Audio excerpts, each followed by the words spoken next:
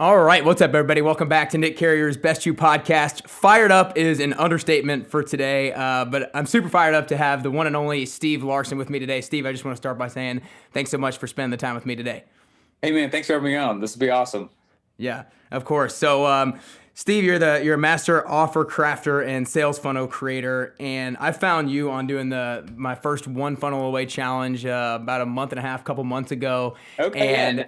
I know that right now this is going to be the best interview that I've ever done because me and my brother did it at the same time, and we fell in love with you during the one funnel away challenge. And I've been talking to him about how I'm so stoked to have you on the show, and I know it's going to be a great conversation. But let's get started to not waste any more time. So the way I kind of want to start today is a story that I've heard from you, and essentially a big part of your story and your past is when you were in college. You were newly married and really struggling with money. You guys were pretty broke, and you kept going home day after day, and you found your wife in her bed, and she was super tired and sluggish, and you kept asking her what's wrong kind of day after day, and she kept saying like, everything's good, I'm fine. And you're like, okay, I'm not gonna ask any more questions. And then finally she kind of told you that she's only been eating one meal a day, and that, kind of broke you down and was gut wrenching. And you were like, we've got to start making more money. And then you applied for a student loan, but it wasn't going to get there for about 4 to 6 weeks. And finally you're like, we need some more money right now. I'm going to call my dad. And you asked him for some money. And I'm going to kind of stop it right there and let you pick up from it from there, and obviously say like what your dad said and what's the biggest lesson that he taught you from his answer. Yeah, totally. It was not normal for me to ask for money. I wasn't raised in a family that did that. I'm always appalled whenever I see kids just like walk up to a parent and be like, "Can I have $20?" I'm like, what? That's not how I was raised. So it was really awkward already just for me to have that conversation. But I asked him and he goes, "Son, no, if I give you this money now, you won't exhaust the resources you didn't know you had." And that's exactly what he said. And I understood immediately why he was doing it. But it gifted me with an environment that I don't think my willpower would have let me get in. You know what I mean? Like, it's just because I had to perform in a way and there's no emotion behind it. I just had to do it. I got to go do things that I probably wouldn't have otherwise done.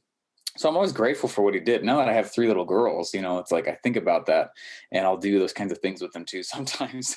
And but I will say though that kind of intensity, especially in the world of entrepreneurship, especially online entrepreneurship, it doesn't really end. It's not like that's been the only time there's been something crazy. That was it was probably almost 10 years ago now when that happened. It's been a crazy journey, but it's been full of opportunities for me to grow beyond my will. And they're not opportunities in the moment, but they always end up being. Yeah, well, I think it's because like him doing that, like it put your back against the wall. Like you had a sense of urgency, like, holy crap, I have got to make this thing happen, like on my own, like as quickly as I can. And I felt a similar sort of way, a little bit different experience. But like when I first got into a job that I didn't want to do, and after 2 weeks I quit, but I didn't really know exactly what I was going to do afterwards. And like that sense of urgency when that happened to me was just like through the absolute Get crap roof. done. Yeah. Yeah, you have no other option, no other opportunity. In fact, what's interesting is I've noticed this is such a powerful accelerant in my life that I have been nervous when I don't know when the next freaky environment is coming along. In fact, 2 years ago, January 1st, for a while, I put my goal out on the internet. Like, hey, here's what I'm going to try and make this. I stopped doing that for a few reasons just recently, but I remember though there was a specific year looking at the year forward, and I was like, dang it, my business worked. Dang it. We have financial security. Dang it. And this is a legit, it sounds ludicrous to so many people, but it was the reality. I was like, I don't have the next freaky, oh my gosh, put my back against the wall, have no way out environment, coming up. And I've become addicted to the fast-paced growth that it forces you to have, or you don't make it. And I know I'm not going to die, so I know I'm going to make it. So it's like, it's almost like submitting yourself as clay to the game. You're like, all right, mold me. This might suck a little. Let's go for it though. And that's been fun, man. I've noticed that sometimes they're just too comfy. I Yeah, don't think no we're meant doubt. to be comfortable. Yeah, no, I agree. I mean, I've tried to like recreate. I try to like constantly recreate that sense of urgency or that sense of like my back's against the wall. I've got to make it happen, because like you said, the level of action that you take is just second to none. But so one of in regards to also taking action, one of the things that you have to have in order to act is a huge sense of belief that whatever action you're going to take is going to generate the results that you want it to generate for you. And so like the beginning of the one funnel away challenge, obviously you guys like have the belief stuff, and that to me, when I went through those videos and y'all made me feel like there's no way I'm not doing this thing, because like this thing I know is going to work for me. There's no way I'm not going to do it. And like my first online course that I've created through the challenge is a fitness goal setting course, and like I do this similar sort of thing where I have like a belief section of it to fill people with belief, because the last thing I want them to do is invest in the program and then not do it and not get the results that they want. So with that being said, just kind of go off on a whim on like how can we help people like squash the limiting beliefs that they have about themselves so that they actually take action and can succeed. Dude, we have had so many conversations about this topic. I'm sure. There are like 1,000 to 3,000 people a day getting a ClickFunnels trial a day, and it's been that way for years. So it's like, wait, what's the real problem then? There's two major problems that always pops up is what I've noticed. Is the first is exactly what you just said, is a mentality problem. Like they just think that, I don't know, it's a tool, not a genie in a bottle, and some people will come in and think that. The second, though, is that there's literally just an education gap. They don't really know what a funnel is. They got to learn some new stuff and skill sets. Totally understandable. Both of them are. But the one, though, like, how do we help people's mentalities? It's a really, really hard thing as an entrepreneur. I just had a conversation with someone about this. Actually, I've asked Russell about this. There was a Saturday. It was when I was still working for him. It's probably only 6 months in, and I was in on a Saturday working on my own thing, and it was a little awkward because I didn't know if he was totally cool with that at that time. I was just doing it. So he came on in and he's like, "Hey, what you doing here? It's Saturday." And I was like, "Hey, how's it going? I've been answering messages for my business for the last 6 hours." And he goes, "Oh my gosh, I got the craziest solution for you. Don't." He's like, "Don't respond." I was like, "What?" He's like, I know. He stopped me before I could say anything. He goes, I know. It's going to be hard for you. It's always hard for me. He's like, "But you're not their savior." And I was like, "Huh, that's interesting." And it was funny enough, like, one of the actually the first funnel live I went to, Sean Stevenson, said, the National Guard motto, which was that, the scenario is there's a helicopter saving a boat full of people that is sinking in a storm. Who do you save? Hard question, real question. And their motto is to save those that are swimming towards them. That same mentality is paramount for entrepreneurship, especially internet attractive character-based entrepreneurship like we teach and create. Because what ends up happening, and I have done, and I've seen Russell do, and we did it together a few times, is we try to save those that aren't swimming towards us, and it will kill us. And because it takes too much time and energy. Yeah, and time and energy, and you end up being their hero. And the problem is, there's a great book called Story Brand, and it teaches that you can't be the hero of your customer's business or thing, right? You can't be the hero of your customer's dream body, right? But you can be the guide. Don't be Frodo, be Gandalf, right? And that right there, huge shift. Very hard to do for new entrepreneurs, though. And so how do we help them like going back to the question, how do we help them? It's a hard question to answer, but I've had people who will buy from me and never log in ever. But because they did buy, they got into action and they went and they did all this stuff, and now they're actually in motion. I've had people say like, "Well, they didn't get the value," and I was like, "Didn't they?" Right? And I've done the same thing where I'll go buy, and then it gets me in the right networks, and I never went to the thing, but because of that, I got into action, started moving. It's a really, really weird phenomenon, and you just can't save everyone, and nor should you try. It'll kill you. So I honestly have found that the mentality that I have to look for, and actually teach us at my events, is some of the old school copywriting courses teach that, one of the things you need to do is make the customer in the copy, make the customer aware of their problem and their pain. I actually, I disagree with that, in that I want them to already know that they have a problem. And this is how I solve that problem. I make sure that whoever I go out and I start talking to, they already know it's an issue. They are like, oh my gosh, I'm problem aware for myself. I have an issue. I'm frustrated already. That way I don't have to create the frustration. That way that I'm not the one that's opening their eyes like, I have a problem. And that right there has helped like crazy, a lot of stuff. I also do set ground rules, and I'll be like, look, I'm not here to save you. I'm not your hero, but I will be a guide and run with you the whole way. I just can't move your legs for you. You got to run the race. Yeah, well, I like that. I feel like if they're already problem aware and they found you, then they're already like swimming in your direction, to use your analogy. And so like that's the person to become the guide for. And yeah, no, I love Story Brand and Donald Miller and all his work. I watch him probably every single day.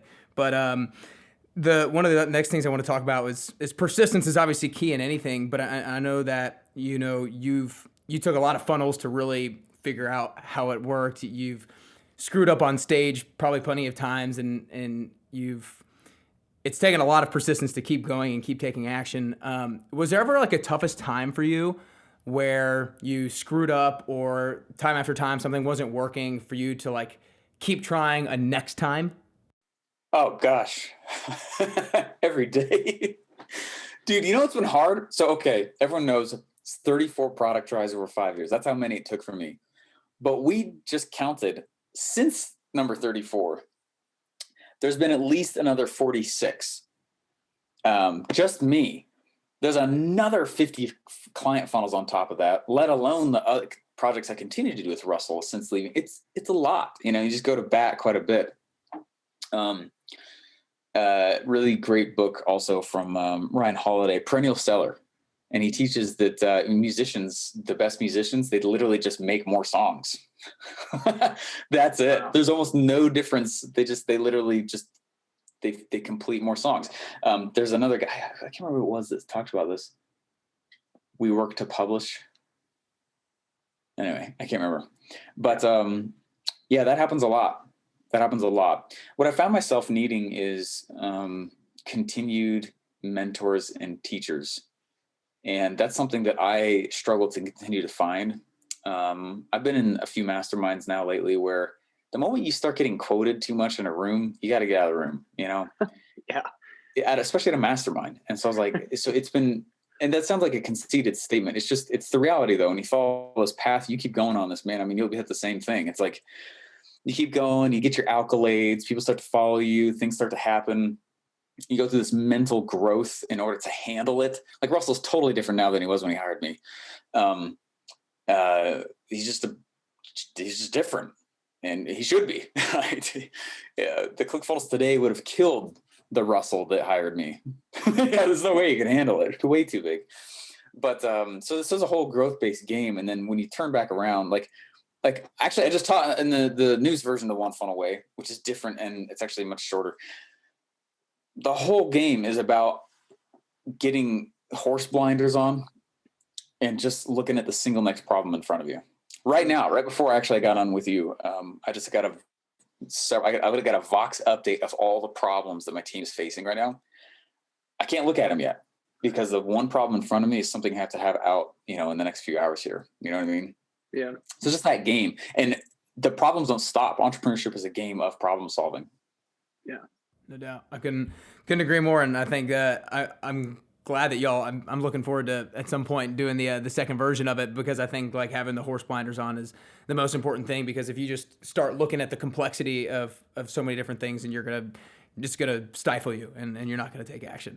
But so I want to do something real quick. I'm gonna pull up a quick video that I videoed on my computer of you, and the reason I'm gonna show it is because I think it's applicable to anybody and anything, because I think a lot of people don't do something because they think it needs to be perfect, and they like have the analysis paralysis, like, oh, I don't have all the answers yet. I'm not exactly sure what step 2 is. I know what step 1 is, but I'm not sure what step 2 is. And so because of that, they don't take action in whatever it is. So I'm going to show the video really quickly and like put it in my mic, and then I'm going to have you just kind of talk about it and stress the importance of the lesson itself.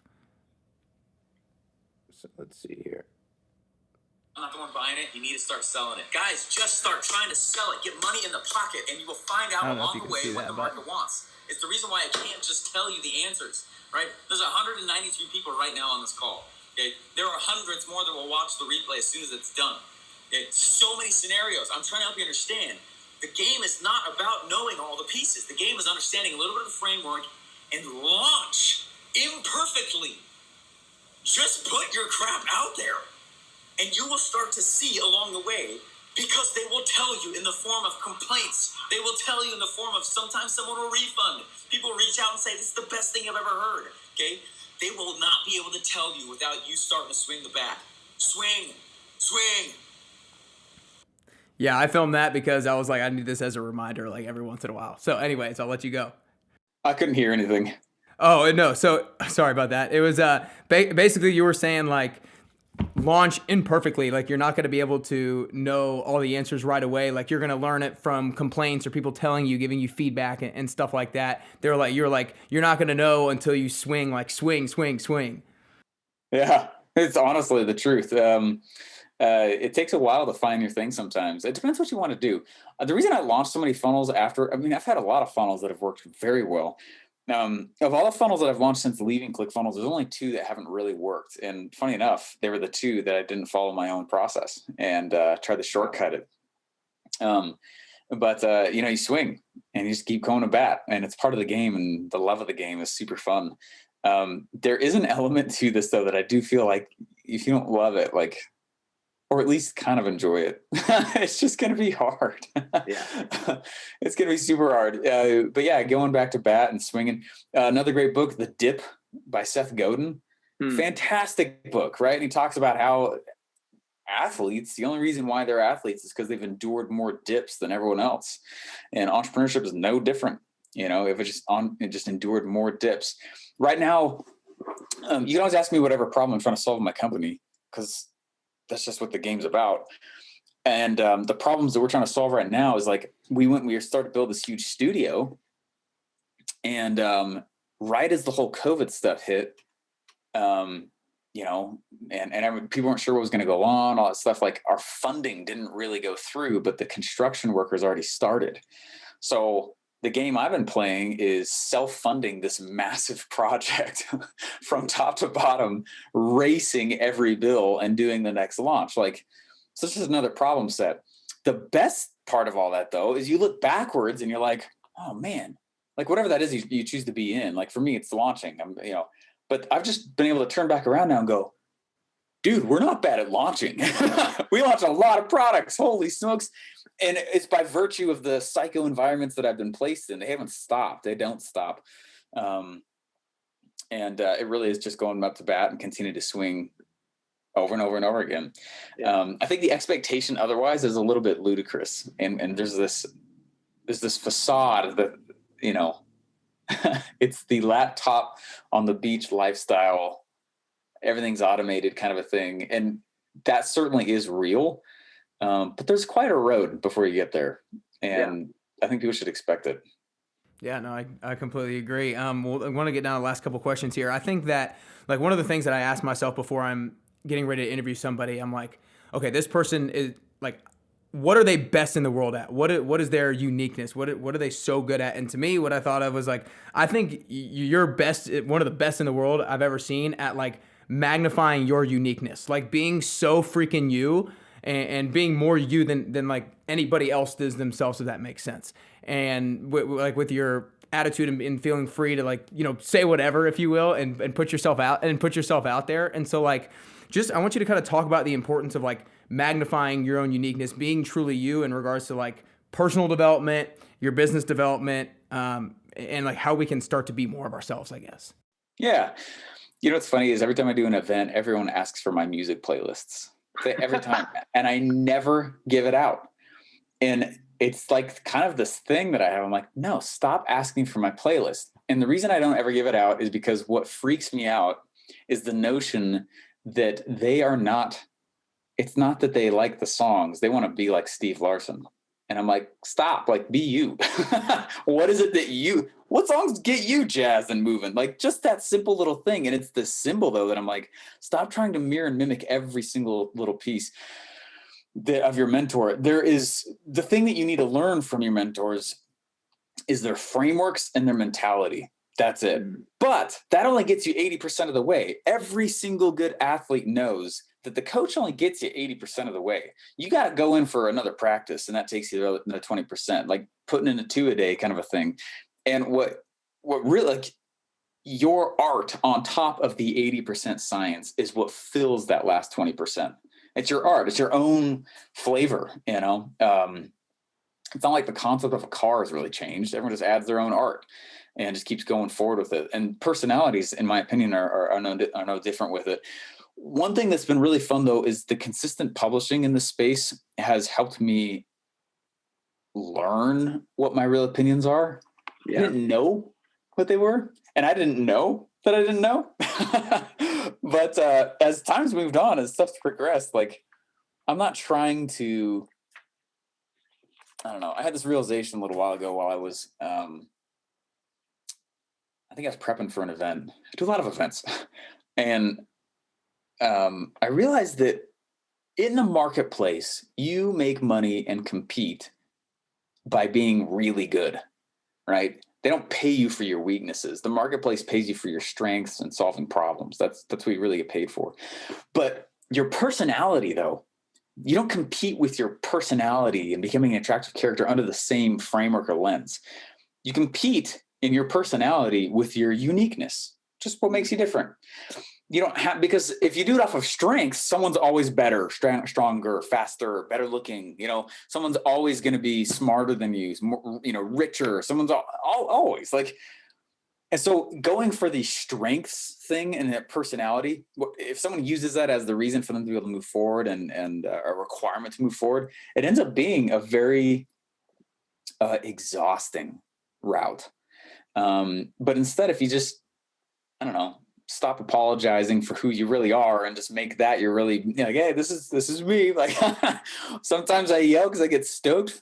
I'll play the drums and then turn around and play the small little ukulele instrument. It's like, what? Like, it's so all over the place.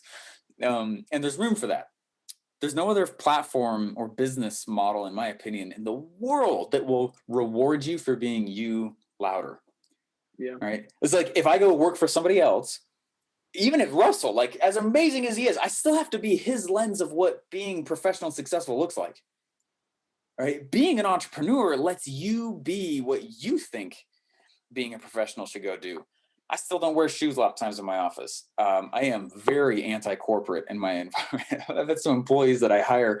They come from hardcore corporate environments and I have to like break them. They like, stop. Holy smokes. I don't need a cover letter. And I was like, anyway. And the business world and online will reward you for that. You don't really get rewarded for that in other places.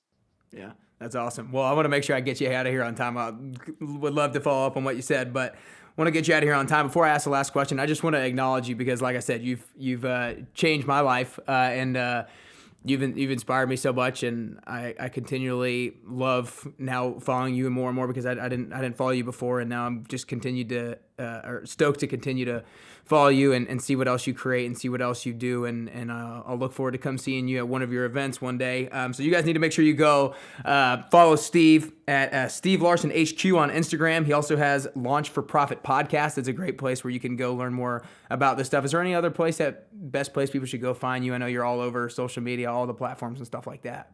Yeah, you know, we've shut down so much stuff. We went back and looked at all the things that just aren't worth keeping us up right now, or keeping open right now. And we chopped from 46 funnels. I think we cut like 30 of them. Wow. So the ones that are remaining, honestly, weirdly enough, capitalismswag.com is honestly one of the best lower ones to go to right now. Sweet. Yeah. Awesome, dude. Well, last question is, I think getting closer to the best version of yourself is a constant journey and a unique journey. I think the way that I'm going to get closer to the best version of myself is going to be a little bit different than the way that you get closer to the best version of yourself. So for you personally, if there are 3 things that you can currently do or currently work on to get closer to that best version of Steve Larsen that you could possibly be, then what are the 3 things that you could currently do or currently work on?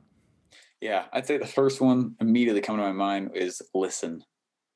And listening for me is best done through meditation and white space time, uninterrupted, unplanned chunks of time where if I choose to putter, that's fine. If I choose to whatever, but you end up having these conversations with yourself. I always laugh that our society makes fun of when you talk to yourself. I always say, of course I do. I'm very interesting. But listening to your inner self, I go through waves of a lot of meditation. I will say the other way that I like to go and find out, and make myself better is tests of crazy, austere, masculine stuff, like doing something that's sucky. I put 100-pound bag of dirt on my back a little bit ago, and I was running with it. Just, I don't know. I know it's weird, but I'm testing myself. I've done that up a mountain here a couple times. Pushing yourself beyond, and no one told me to. I didn't want to, but there's this little voice that pops up every once in a while and says, "Hey, it's time for you to feel some suck." I'm like, dang it. Right. And I'll just go for it. Not always. And then I would say, honestly, the third one that I'm really getting into recently is just rest. There's periods of your body and mind has natural sways of output and recovery, output and recovery, and learning to start to mirror those is very advantageous for the longevity of the entrepreneurial game. Well, those are 3 great things. Absolutely love them, man. Honored to have you on and appreciate your time. Hey, thanks, man. This has been fantastic.